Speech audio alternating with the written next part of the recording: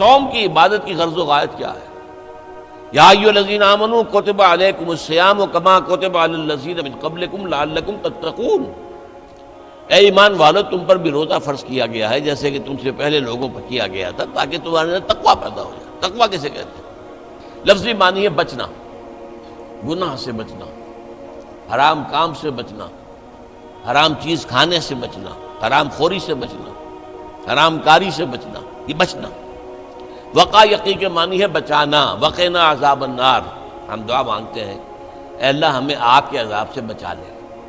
تو وقا یقی بچانا، اتقا یتقی بچنا، خود بچنا، تاکہ تم بچ سکو، تمہارے اندر تقویٰ پیدا ہو جائے، تم اللہ کی نافرمانی سے بچو، گناہوں کے ارتکاب سے بچو، حرام خوری سے بچو، اس لیے تمہارے اوپر روزہ فرض کیا گیا۔ اب اس کی حکمت کو سمجھیے، دیکھیے ایک ہے ہماری خودی، ہماری انا۔ جب میں کہتا ہوں میں، تو میں سے مراد کیا ہے؟ یہ ہاتھ میرا ہے، یہ پاؤں میرے ہیں، یہ آنکھیں میری ہیں، یہ سر میرا ہے، یہ جسم، میں کون ہوں؟ میں کی حقیقت ذرا مختلف ہے، انا، خودی، سیلف۔ ایک ہے ہمارا حیوانی وجود، اس حیوانی وجود میں وہی سارے تقاضے موجود ہیں جو حیوانات کے اندر ہیں۔ ہر حیوان کھانا جو ہے اسے چاہیے، اور انسان کو بھی چاہیے۔ ہر حیوان میں نسل کشی کے لیے شہوت کا مادہ ہے، ہمارے اندر بھی ہے۔ ہر حیوان کو کوئی نہ کوئی گھونسلہ ہو، کوئی بھٹ ہو، کوئی جگہ چاہیے رہنے کے لیے، آرام کرنے کے لیے، ہمیں بھی چاہیے۔ تو حیوانی تقاضے جو ہمارے وجود کے اندر موجود ہیں، ان کے لیے کہا ہے، فرائڈ نے لفظ استعمال کیا ایڈیا لبیڈو۔ یہ ایڈیا لبیڈو بہت منہ زور ہے۔ بھوک لگتی ہے تو انسان کہتا ہے کچھ بھی ملے کھانے کو، حلال ملے حرام ملے کھاؤ۔ شہوت کا جذبہ جب جاگ اٹھتا ہے، برانگیختہ ہو جاتا ہے، تو پھر وہ تو چاہتا ہے تسکین ہونی چاہیے میری شہوت کی، جائز ناجائز، حلال حرام، صحیح غلط، سب چھوڑو اس کو۔ اس کے لیے کنٹرول پیدا کرنا، ضبط نفس، کہ آپ اپنے نفس پر کنٹرول کر سکیں، نفس آپ پر حاوی نہ ہو جائے، کہ جو اس کا حکم دے، جو بھی وہ حکم دے آپ اس کی پیروی کریں، نہیں، نفس کو اپنے قابو میں رکھیں، اپنی مرضی کے مطابق اسے چلائیں۔ اس کی مثال ایسے ہی ہے کہ جیسے ایک گھوڑا ہے اور ایک سوار ہے اس پر۔ اب اگر گھوڑا منہ زور ہے، طاقتور ہے، اور سوار بیچارہ کمزور ہے تو کیا ہوگا؟ گھوڑا کہیں پٹک دے گا اس کو، کہیں کسی کھائی میں پھینکے گا یا کچھ اور کرے گا۔ لیکن اگر سوار بھی طاقتور ہے اور اس نے گھوڑے کو دبایا ہوا اپنے دونوں رانوں کے درمیان، گھوڑا محسوس کر رہا ہے کہ میرے اوپر جو بیٹھا ہے وہ جاندار ہے، تو پھر ظاہر بات ہے کہ اب یہ گھوڑا سوار کی مرضی کے مطابق چلے گا، ذرا سا اشارہ ہوگا ادھر مڑ جائے گا۔ اسی طرح ہمارا یہ نفس ہے، یہ حیوانی وجود جو ہے، یہ گھوڑے کے مانند ہے، اور ہماری انا یا ہماری خودی یا ہماری سیلف یہ اس پر سوار ہے۔ اگر سیلف کمزور ہے، گھوڑا طاقتور ہے، تو انسان کی ہلاکت، بربادی ہے، تباہی ہے۔ نفس حاکم ہو گیا، نفس امارہ کے ہم غلام بن گئے، تباہی اور بربادی ہوگی۔ ہاں اگر آپ کی انا مضبوط ہے، آپ کی خودی طاقتور ہے، آپ کی سیلف جو ہے اس کے اندر طاقت ہے، تو یہ حیوانی وجود اب آپ کے کام آئے گا۔ گھوڑا جیسے آپ کو آپ کی مرضی کے مطابق لے کر جائے گا، منزل تک پہنچائے گا، ایسے اس حیوانی وجود کو استعمال کر کے آپ نیکیاں کمائیں گے، خیرات حسنات، اللہ کو راضی کرنے کے لیے کام کریں گے۔ اس ہاتھ کو اسی کام کے لیے استعمال کریں گے، ان ٹانگوں کو اسی کام کے لیے استعمال کریں گے، اس زبان کو اسی کام کے لیے استعمال کریں گے۔ تو یہ ہے اگر آپ کا کنٹرول نفس پر ہے، اس کا نام ہے ضبط نفس۔ اور یہاں میں تھوڑا سا اشارہ کر دوں کہ ایک اور نفس بھی آتا ہے، نفس کشی، نفس کو مار دینا۔ انگریزی میں اس کے لیے لفظ ہے سیلف اینیہیلیشن۔ ایک ضبط نفس ہے، سیلف کنٹرول، ایک نفس کشی ہے، سیلف اینیہیلیشن۔ یہ سیلف اینیہیلیشن اسلام میں پسندیدہ نہیں ہے۔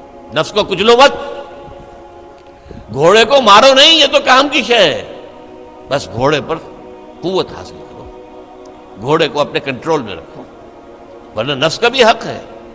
گھوڑے کو بھی دانا پانی ڈالتے ہو کہ نہیں؟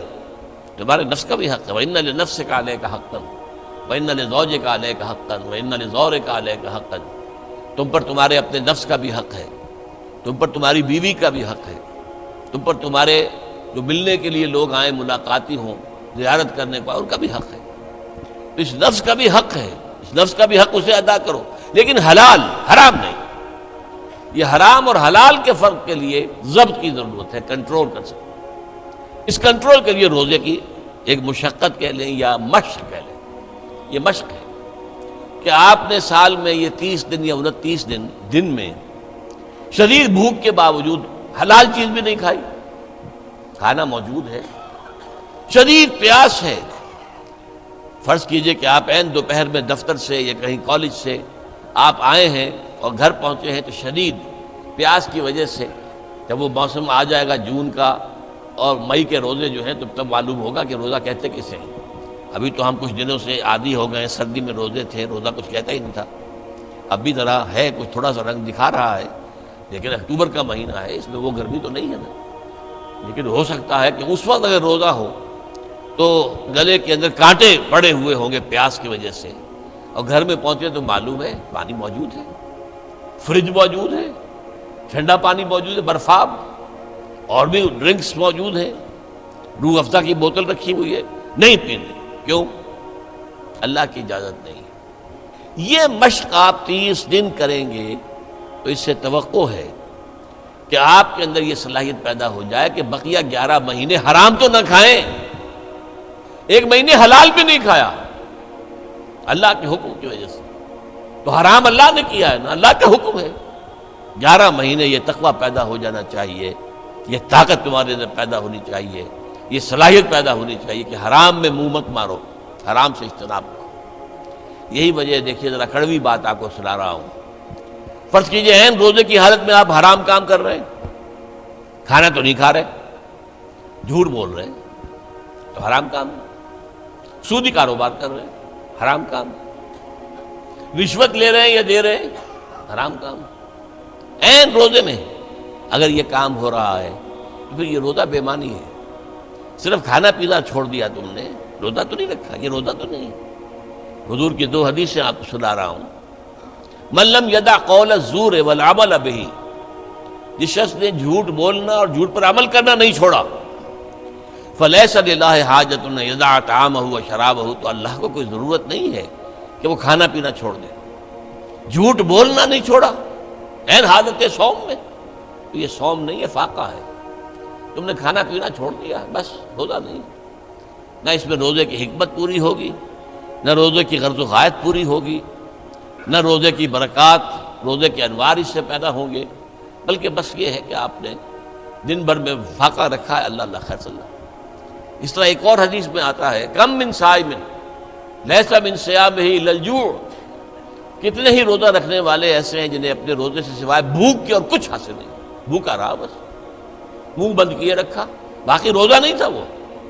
جب عین روزے کی حالت میں جھوٹ بول رہا ہے یا جھوٹے عمل کے اوپر، جھوٹے کاروبار پر عمل کر رہا ہے تو یہ روزہ نہیں ہے۔ تو روزے میں کھانا اور پینا صرف یہ ترک کرنا نہیں ہے، بلکہ یہاں تک بھی آیا ہے کہ فرض کیجئے کہ کوئی شخص آپ سے جھگڑ رہا ہے، گالن گلوچ پہ اتر آیا ہے، تم یہ کہو کہ بھائی میں اس وقت کچھ نہیں کہہ سکتا، میں روزے سے ہوں، میں اس وقت تمہاری بات کا جواب نہیں دے سکتا، میں روزے سے ہوں۔ یہ بھی گویا کہ روزے کے تقاضوں میں سے ہے، جھگڑا نہ کیا جائے، فساد نہ کیا جائے، لوگوں سے لڑا نہ جائے، گالم گلوچ نہ کی جائے، یہ بھی روزے کے تقاضوں میں سے ہے۔